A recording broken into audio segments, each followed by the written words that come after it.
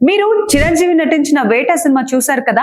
అందులో ఒక ద్వీపంలో నరభక్ష మానవులని మనం చూసాం. వాళ్ళని క్యానిబల్స్ అంటారు. అంటే ఒక మనిషిని చంపి తినే వాళ్ళను క్యానిబల్స్ అంటారు. ఒక మనిషి ఇంకొక మనిషిని ఎంత దారుణంగా కొట్టి చంపడమే కాకుండా అతని మెదడుని బయటకు తీసి మరి తింటున్నాడు. ఈ దారుణమైన సంఘటన బీహార్ లో జరిగింది.